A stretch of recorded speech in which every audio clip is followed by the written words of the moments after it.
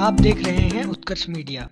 लोजपा रामविलास के राष्ट्रीय अध्यक्ष व जमुई सांसद चिराग पासवान ने आज से शुरू होने वाले बिहार विधानसभा का बजट सत्र पर प्रेस कॉन्फ्रेंस बुलाकर खास बातचीत की है।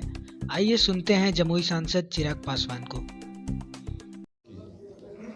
पूरी नज़र है, बिहार के हित को मद्देनज़र रखते हुए इस बार बिहार सरकार के द्वारा बिहारियों के लिए बजट में क्या क्या बातें कही जाती हैं, यकीनन पार्टी उसको भी गंभीरता से उस पर भी समीक्षा करने का काम करेगी।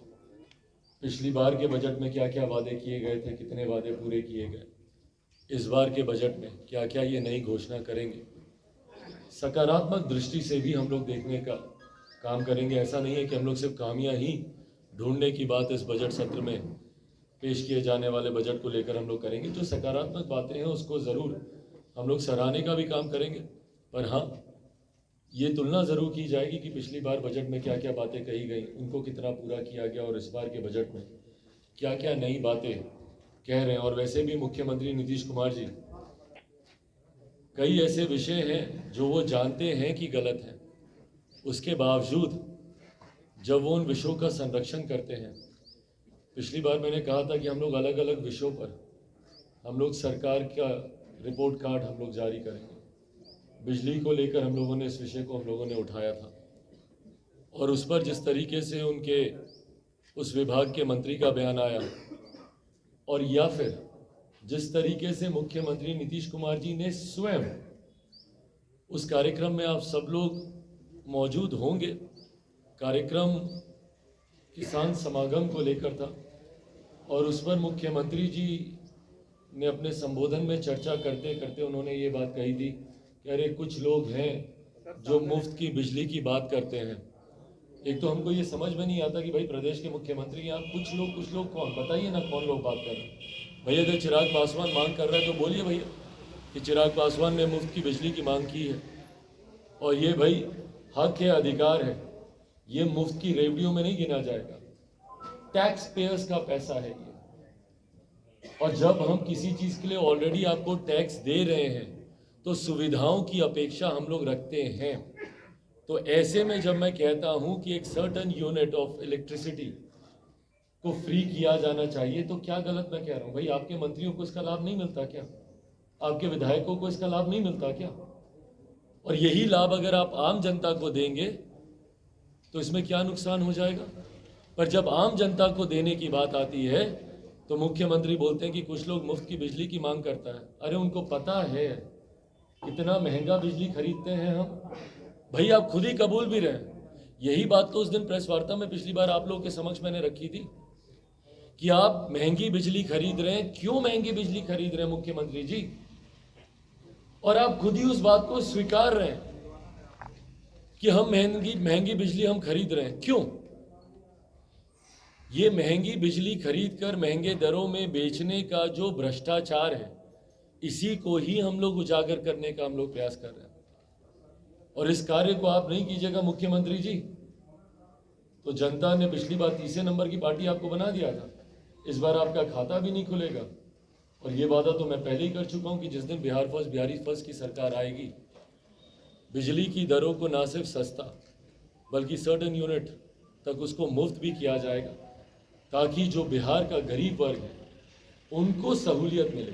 भाई एक सरकार का लक्ष्य है कि जो आर्थिक तौर पर कमज़ोर लोग हैं उनको कैसे आप और सहूलियतें दे सकें, इस लक्ष्य के साथ सरकार को काम करना चाहिए। पर उस लक्ष्य के साथ काम करना तो दूर, हक मारने का काम इस सरकार के द्वारा किया जाता है। और आज इसी श्रृंखला में जो एक अगला विषय मैं आप लोगों के सामने रखना चाहता हूं, वो अनुसूचित जाति जनजाति से जुड़े छात्रों को लेकर दशकों से चली आ रही एक योजना, दिन हत्याएं हो रही हैं। और आप जाइए जाकर स्थानीय प्रशासन से पूछिए तो अधिकांश जगहों पर तो उनको पता ही नहीं है भैया कि इसका नोटिफिकेशन क्या है। परिणाम स्वरूप इसका लाभ उन लोगों को मिलता नहीं है। बिहार में कोई ऐसी जगह नहीं है जहां पर हत्याओं में लोक जनशक्ति पार्टी, रामविलास, मैं खुद या हमारे पार्टी के नेता नहीं जाते, जिसमें अधिकांश दलित परिवार भी हैं। मैं कल रात भी गया था भैया, गया जहाँ एक चंद्रवंशी परिवार में हत्या हुई, वहीं एक पासवान, अरुण पासवान, उनकी हत्या कर दी गई। कितनी ऐसी हत्याओं में लाभ मिल रहा है। इसीलिए हम कहते हैं भैया, मुख्यमंत्री नीतीश कुमार जी की सोच पूर्णतः दलित विरोधी है। बिहार में हम लोग जब दलित कहते हैं, क्योंकि मुख्यमंत्री जी ने बंटवारे की राजनीति को इतना साधा है कि आपको बार बार दो शब्दों का आपको उपयोग करना पड़ता है, दलित के साथ महादलित भी कहना पड़ता है। ये कौन से संविधान के तहत है? जब आप लोग पूर्णिया में आप लोग रैली करते हैं तो आप लोग कहते हैं कि संविधान को खतरा है, संविधान की हत्या की जा रही है। आप लोग क्या कर रहे हैं भैया? कौन से संविधान की धारा कहती है कि आप अनुसूचित जाति को और बांटने का आप काम कीजिए? कौन सी धारा के तहत आप बांट रहे हैं बताइए? बल्कि संविधान तो दलित शब्द का उपयोग भी नहीं करता है। संविधान सिर्फ अनुसूचित जाति जनजाति की बात करता है। बोलचाल की भाषा में जरूर हम लोग दलित शब्द का हम लोग उपयोग कर लेते हैं, पर आपने तो उसको भी आगे बांटकर महादलित कर दिया भैया। ये कौन से संविधान के तहत आपने किया? एक प्रदेश के मुख्यमंत्री होने के नाते आपकी जिम्मेदारी है कि पूरे प्रदेश को आप एक साथ लेकर चलें, एक साथ मुट्ठी में बांध कर चलें। आप उसी में विभाजन करने का आप काम कर रहे हैं। तो बंटवारे की राजनीति आप कर रहे हैं कि नहीं कर रहे हैं? दलित महादलित हो, पिछड़ा अति पिछड़ा हो, कभी लवकुश करिएगा, कभी कोरी कुर्मी करिएगा, कभी अगड़ा पिछड़ा करिएगा। आप तो पुरुष महिला में बांटने का काम करते हैं भैया। क्या बयान दिए थे आप जनसंख्या को लेकर, पुरुषों के बारे में? तो जो मुख्यमंत्री बांटने की राजनीति कर रहे हो, वो लोग जाकर बोल रहे हैं भैया कि संविधान की हत्या हो रही है। किस तरीके की बातें आप कर रहे हैं भैया उस मन से? आपको लगता है कि देश में कभी संविधान की हत्या होगी? क्या भारत का संविधान इतना कमजोर है कि हत्या कर दी जाएगी? इस तरीके की बातें आपकी सोच को दर्शाती हैं। परिणाम स्वरूप भाई, जब आज आपको सही में बिहारियों से जुड़े हुए ज्वलंत विषयों पर आपको चर्चा करनी चाहिए, बात करनी चाहिए, तो आप गुमराह करने की बातें करते हैं। और ये जितनी बातें भाई मैंने आपसे कही, वो सारे आपसे मैं शेयर भी करूंगा, जितनी बातें आप लोगों के समक्ष रखी गई हैं। और अंत में एक विषय और आप लोगों के समक्ष मैं रखूंगा। बिहार और देश दुनिया की तमाम बड़ी खबरों के लिए देखते रहिए उत्कर्ष मीडिया। चैनल को सब्सक्राइब करें, शेयर करें, लाइक करें। धन्यवाद।